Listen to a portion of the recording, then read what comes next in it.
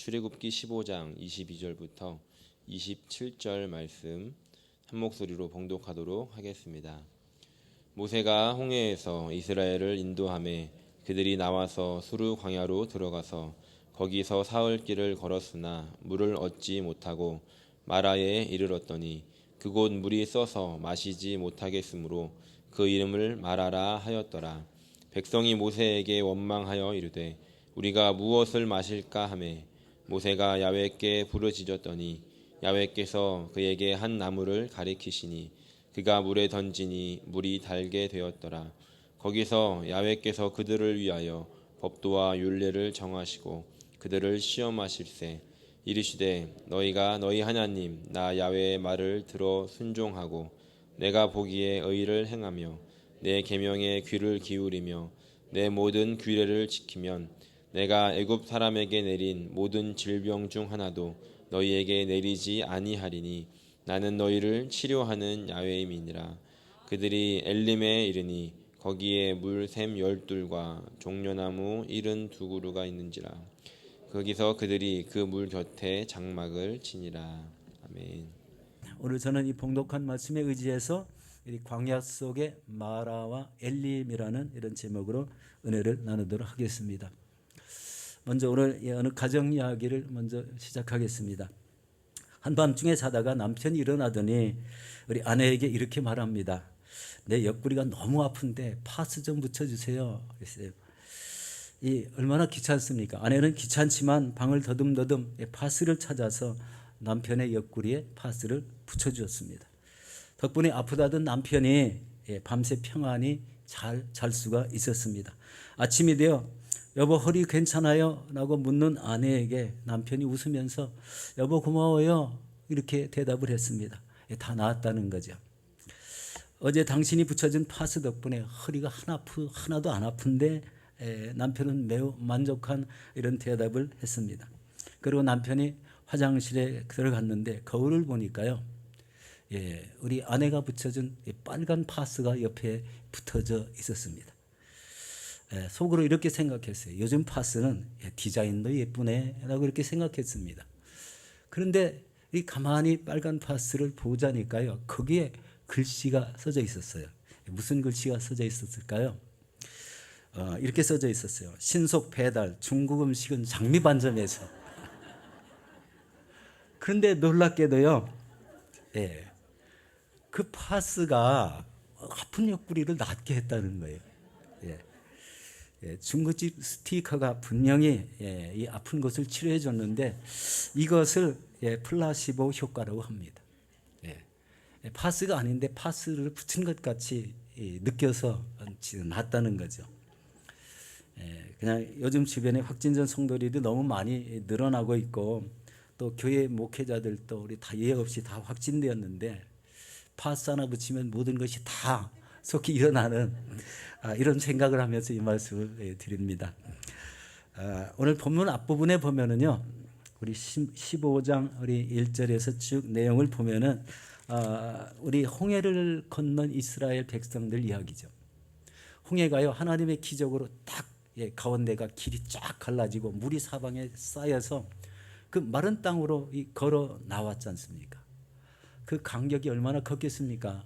막힌 이 홍해 뒤에는 쫓아오는 애국 군대 이것 때문에 다 몰살될까 봐 참 걱정을 많이 했는데 하나님이 기적적으로 홍해를 갈라주셔서 우리 그 길을 우리 기쁨으로 이렇게 걸어 나오고 또 쫓아 들어오는 애국 군대를 물이 합쳐서 그들을 다 수장시켜주는 이런 모습을 우리 이제 우리 언덕에 서서 이렇게 쭉 우리 살펴보게 되었는데요. 바로 이 하나님의 은혜에 너무 감사해가지고 이스라엘 민족이 행한 일이 있죠. 서로 여인네들끼리 소고를 잡고 춤을 추며 빙빙 돌고 우리 감격에 겨워서 우리 춤추는 모습이죠. 하나님의 구원하심이 이렇게 크구나. 하나님의 그 은혜가 이렇게 크다는 것을 우리 엄청 이게 느끼고 우리 이스라엘 민족 그 여인네들이 한 그런 일입니다. 우리 감격에 겨워서 어찌할 줄을 몰랐죠. 특별히 430년 동안 애굽에서 노예라는 이 신분에서 해방되었다는 것이 아마 가장 우리 컸을 것으로 생각이 됩니다. 이런 감격을 안고 이 간격을 안고 이제 광야에 들어섭니다. 그 광야 이름이 스루 광야라고 되어 있습니다. 스루 광야가 얼마나 큰지 우리 3일 길을 꼬박 걸어야 됐습니다. 그런데 특징이요, 광야를 지나는데 물을 하나도 발견할 수가 없었어요. 제가요, 그 이스라엘 백성들의 모습을 우리 이사하는 모습으로 한번 생각해 봤습니다. 여러분, 애굽을 나올 때 어떻게 나왔죠? 여러분, 이삿짐을 쌌을 거 아니에요. 하여튼 자기 가족이 살아야 되니까, 맨 가족들이. 거기다가 먹을 것을 가지고 나오라고 했으니까 이 반죽한 먹을 것도 어깨에 메실 거고, 양떼 소떼 다 끌고 나왔으니까 양떼를 몰고 소떼를 몰아야 되잖아요. 그리고 어린아이 손잡아야 되는 어린아이가 있고, 아내 품에 안아야 될 아이가 있고. 여러분, 이게 보통 일이 아니잖아요. 한 나라가 이사를 한다고 생각하면요, 한 가정이 이사해도 복잡하고 힘든데 한 나라가 이사한다고 생각하면은 그게 보통 일이 아니라는 걸 보게 됩니다. 그런데 3일 길을 꼬박 걸었는데 물이 한 방울도 없었어요. 그 속에 마음에 기쁨이 나는 것이 아니라 그 홍해를 건넌 기쁨을 그렇게 뛸 듯이 뛰며 기뻐했는데 그것은 다 잊어버리고 원망만 이 안에 가득 차게 되었다는 것을 보게 됩니다. 이 건넜던 인구가 대략 우리 성경학자들이 200만 명이라고 합니다. 200만 명이면요, 어마어마한 숫자지 않습니까? 1000명을 한 줄로 세워놔도 까마득한데 200만 명이 광야를 흩어져서 건너는 장면은 아마 지금 과거 아니었을 것 같아요. 굉장한 웅장한 모습이었는데 사람에게 필요한 물이 없었다. 참 굉장한 이런 어려움이죠. 이 마라에 이렇게 다 왔습니다. 마라에 다 이렇게 왔는데 이 쓴 물을 하나 발견하게 되잖아요. 참 너무나 좀 기적 같은 일인데 왜 하필이면 쓴 물을 주셨을까? 여러분 어떻게 생각하십니까? 그렇게 3일 동안 고생한 이스라엘 백성들에게 단물이 있고 좀 이렇게 평안하게 쉴 곳을 주시고 이스라엘 백성들을 맞이했으면 얼마나 좋겠습니까? 그런데 하필이면 써서 마실 수 없는 물을 만나게 했다는 거예요. 그래서 더 이 원망이 급속해졌죠. 그래서 모세에게 원망을 하니까 모세는 우리 서슴없이 엎드려서 부르짖는 이런 기도를 하게 되지 않습니까? 자, 그러면 이 15장 출애굽기 15장 24절 25절 우리 같이 한번 보도록 하겠습니다. 백성이 모세에게 원망하여 이르되 우리가 무엇을 마실까 하며 모세가 부르짖었더니 야훼께서 그에게 한 나무를 가르치시니 그가 물에 던졌더니 물이 달게 되었더라. 그 이후의 말씀은 조금 내용이 다르죠. 여러분, 모세가 취한 행동은 이스라엘의 그 어려운 모습, 본인도 함께 걸었으니까 어려운 모습을 보고 즉시 취한 행동이 부르짖는 기도를 했다는 거예요. 그런데 부르짖었더니 나무를 하나 지정해 주어서 그 나무를 꺾어 집어 던졌더니 그 물이 달게 되었더라라는 말씀입니다. 참으로 그 나무의 역할이 무엇인지 잘 알게 되죠. 인간의 힘으로는 도저히 쓴 물을 단물로 바꿀 수 없는데 나무의 역할 하나가 그렇게 엄청난 역할을 했다는 것을 보게 됩니다. 여러분, 3일 전에는 홍해를 건넌 후에 감격해서 하나님을 찬양했지만 우리 백성들은 찬양하는 입술이 원망을 쏟아냈다, 불평을 쏟아냈다는 겁니다. 그런데 하나님은 이 모습을 우리 다 기억을 하고 계셨다는 것을 보게 됩니다. 이런 모습을 통해서 혹시 이 코로나19를 겪고 있는 이 코로나 시대를 살아가고 있는 우리들의 모습이 혹시 이런 모습이 있지 않을까 우리 생각해 보았습니다. 여러분, 원망이라는 것은요, 원망하는 소리가 점점 더 확산이 됩니다. 불평도 동일합니다. 원망과 불평을 계속하는 입술에는요, 걷잡을 수가 없어요. 그게 그쳐지질 않습니다. 그것이 다 해결되어야 그쳐지겠죠.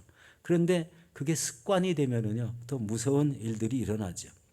그 무서운 일들이 뭐냐면은요, 아무리 믿음의 삶을 살더라도 원망하는 습관이 있으면 하나님의 복이 임하지 않습니다. 불평하는 사람들, 원망과 불평하는 그런 사람에게 축복이 임하는 것 같은데 그 끝부분에는 항상 좋지 않더라는 것을 보게 됩니다.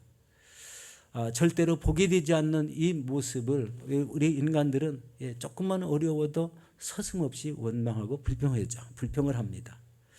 차라리 그 고난, 어찌게 보면은 인생 전체에서 3일 동안 물이 없는 길을 걸었던 것은 큰 고난이 아니라 작은 고난에 속할 수가 있어요. 이 작은 고난을 우리가 당했는데 그것을 믿음으로 이겨내지 못했다. 우리 200만 명 중에 믿음으로 이겨내는 사람이 없었다는 것을 보게 됩니다. 혹시 모세는 그렇지 않을 수도 있겠죠. 바로 이런 모습 속에 고난에 대해서 우리 C.S. 루이스가 이렇게 말을 합니다. 평안할 때 인생은 하나님께서 양심을 통해 속삭이는 소리를 잘 듣지 못한다. 그래서 하나님께서 고난을 보내시는 것이다. 그러면서 고난은 인간이 잠든 감각을 깨우시는 하나님의 큰 소리다 라고 이렇게 말씀하고 있습니다. 고난은 인간의 잠든 감각을 깨우시는 하나님의 큰 소리다라는 것입니다. 여러분, 우리가 광야 같은 이 세상에서 크고 작은 이러는 고난을 당하지만 고난을 이길 수 있는 길은 어떤 길이 있습니까? 역시 하나님을 의지하는 수밖에 없습니다. 연약한 인간이 우리 무엇을 의지하겠습니까? 하나님을 의지하고 우리 그 하나님 앞에 기도하는 것이 우리의 고작 할 수 있는 일일 것입니다. 그러나 고작 이 조그만 일이 하나님의 큰 역사를 이룬다는 것을 기억하셔야 됩니다. 200만 명이 먹고도 마시고도 남을 쓴물이 단물로 변하는 그런 역사는 이런 기도를 통해서 이루어지는 것을 볼 때 우리의 신앙생활에서의 기도에 부르짖는 기도에 차지하는 비중이 크다는 것입니다. 꼭 고난받을 때만 엎드려 기도하는 것이 아니라 평소부터 기도가 쌓인 사람에게는 이런 이 고난을 겪는 중에도 은혜로 살 수 있다는 것을 또 깨닫게 됩니다. 그리고 여러분, 우리 성령님께서 우리와 항상 함께 하시는데 이 성령님이 함께 하시는 이런 감각이 좀 있어야 돼요. 우리 하나님을 믿을 때 성령의 역사하심을 체험하며 우리 성령의 음성을 듣고 우리 기도하는 분들 살고 계십니다. 이런 하나님이 함께 하시고 성령의 음성이 임하면은요, 고난을 당하는 것이 어떤 때는요, 그것이 기쁨으로 여겨질 때가 있다는 거예요. 이거는요, 그런 체험을 하신 분만이 알 수가 있습니다. 여러분, 어려운 삶 중에 지금까지 하나님의 도우심을 받았습니까? 아니면 나 스스로가 잘해서 그렇게 됐을까요? 둘 중에 다 해당이 될까요? 믿는 사람은요, 우리 그렇게 말하면 안 되고요. 하나님의 은혜입니다. 하나님이 형통하게 해주셔서 지금 우리가 잘 살고 있습니다. 이런 고백이 꼭 필요하게 됩니다. 여러분, 그렇지만 하나님을 믿는 사람들이 이 세상에서 어려움을 당한다면 이때 우리는 하나님 앞에 부르짖으라는 거예요. 부르짖을 때 놀라운 치유의 역사가 있고 그리고 회복의 역사가 일어납니다. 저도 이제 우리 지난주죠. 우리 지난주가 지난 토요일이 아니고 그 전 토요일 날 저도 확진이 됐었습니다. 확진이 돼 보니까요, 좀 황당했습니다. 왜냐하면은 3일 동안 잠을 자지 못하게 아팠어요. 그런데 또 이상하게 3일 딱 지나니까요, 그 다음 날부터 서서히 몸이 가벼워지고 풀리기 시작했습니다. 이제 이런저런 이야기 많이 듣잖아요. 확진되니까. 그런데 확진된 후에 3일과 4일 정도가 지나면 그 사람 몸속에 들어있는 바이러스가 다른 사람에게 감염시키지 못할 정도로 기운이 없어진답니다. 그렇지만 아직도 죽은 듯 말 듯하는 이런 그 바이러스가 몸 안에 있을 때 그때 테스트를 하면은요, PCR 테스트하면 100% 또 확진이 나오는 사람도 있다네요. 저도 이제 지난 토요일 금요일 날 이제 기도회를 인도하기 위해서 여기 이제 왔는데 막상 이 기도 인도하려고 찬양을 했더니 찬양이 되질 않아요. 계속 기침이 나오는 겁니다. 물론 이렇게 진단 키트로 검사를 해서 네거티브를 확인하고 나왔는데도 이게 다 안 풀어지더라고요. 몸의 기능이요, 금방 이렇게 회복 안 되는 것을 봤어요. 여러분, 어떤 분들은 다 상황에 따라 달라지겠지만 우리 확진이 됐는지 안 됐는지 모르게 지나가시는 분들도 있고, 그리고 저같이 좀 이렇게 3일 동안 잠도 못 자게 아프신 분도 있고, 그보다도 더 오랜 동안 거의 한 달 가까이 누워 계시는 이런 성도님들도 봤습니다.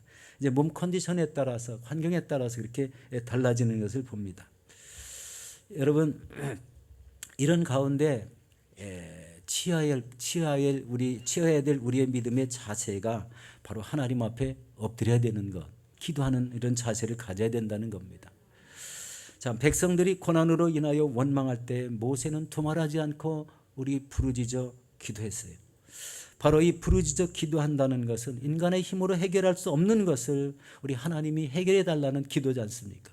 하나님은 또 즉시 응답해 주셔서 우리 나무를 꺾어 우리 물에 던졌을 때 달게 하는 그런 역사가 일어났습니다. 여러분, 믿음의 기도는 역사하는 힘이 큽니다. 기도는 두려움을 물리쳐 주십니다. 기도는 고난과 고통을 이기게 하십니다. 기도는 고난의 앞길을 평탄하게 해주시고 은혜의 대로가 열리는 그런 역할을 하고 있습니다. 이렇게 기도했을 때 우리 쓴물이 변해서 단물로 되는 그런 은혜를 체험하게 되죠. 모세가 부르짖었을 때 이렇게 한 나무를 지시해 줬는데 그 지시한 나무를 잘라다가 우리 쓴물에 던졌을 때 순식간에 이렇게 단물로 변했습니다. 어떤 사람들은 그렇게 얘기한다고 합니다. 아니, 나무 하나 꺾어 놓았다고 드디 쓴 물이 어떻게 단물이 되나.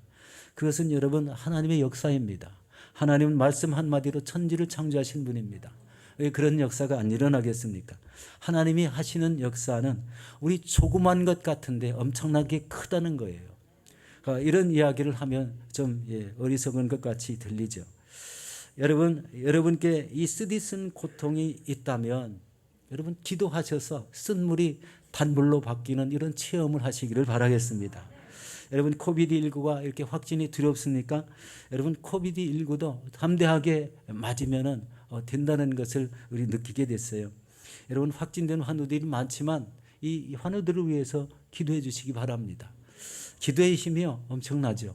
모세의 한마디 기도가 쓴물이 단물이 되는 역사가 일어났듯이 우리 상대를 향해서 다른 우리 환우들 위해서 기도하는 것도 동일합니다.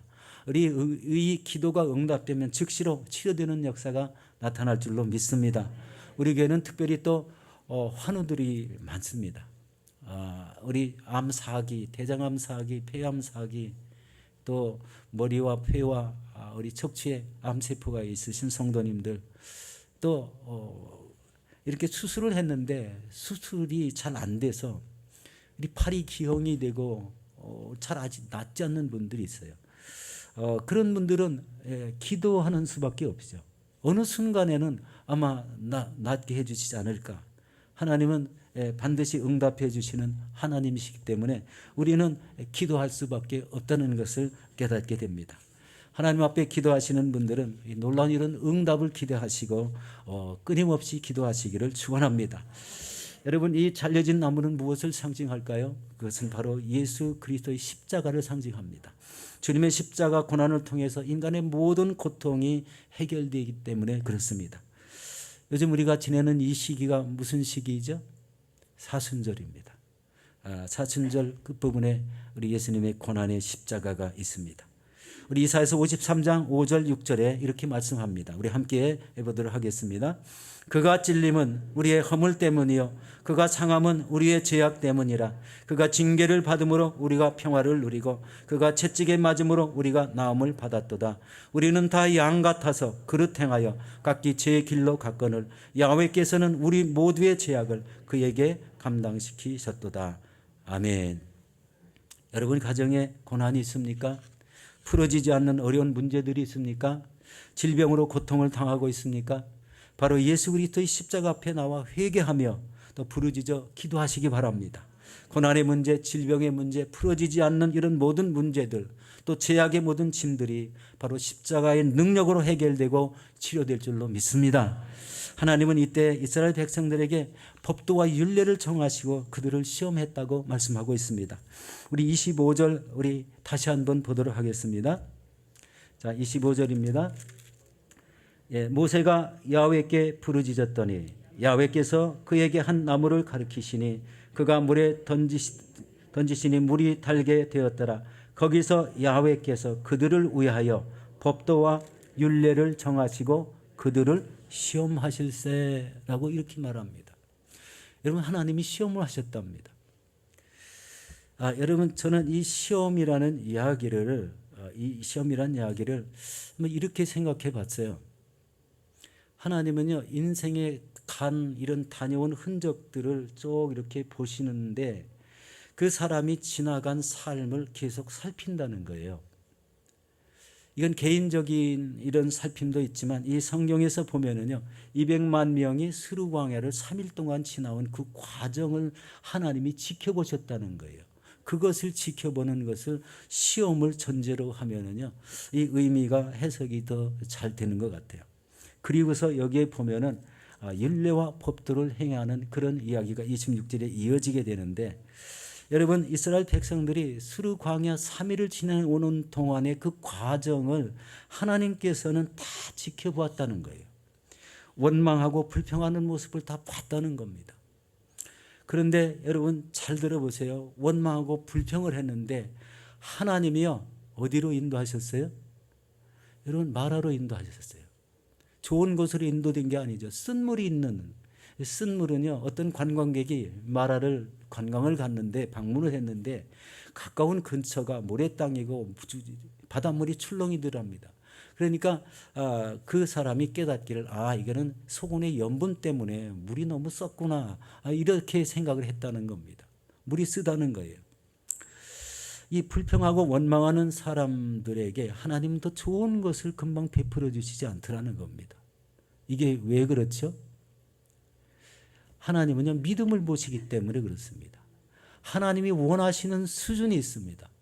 여러분, 하나님이 홍해를 가르는 기적도 보시고 낮에는 구름 기둥, 밤에는 불 기둥으로 보호하시는 것도 체험하고 하루하루를 지내는 사람들입니다.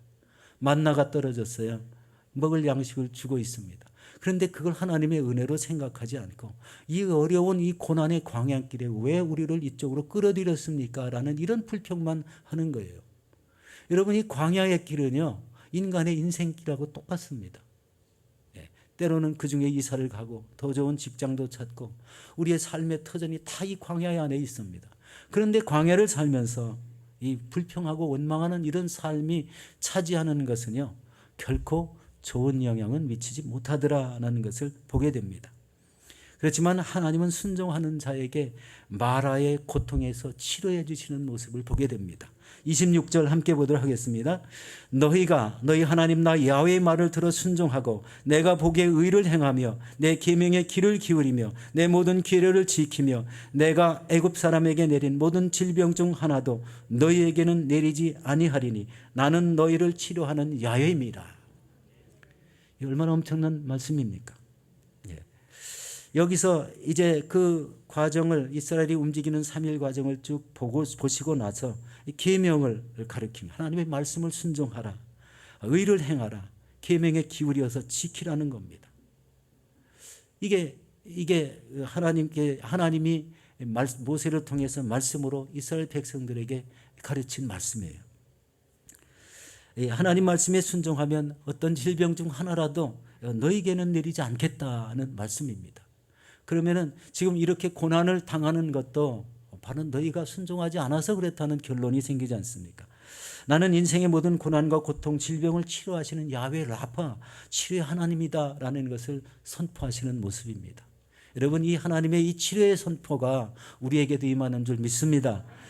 지금 우리가 아파도 또 우리가 고난을 당하도 이 마라라는 이것이 우리에게 항상 임하여도 하나님은 하나님의 말씀에 순종하는 자를 우리 들어 치료하시고 우리 흔적도 없이 깨끗이 치료하는 하나님이신 것을 믿으시기 바랍니다.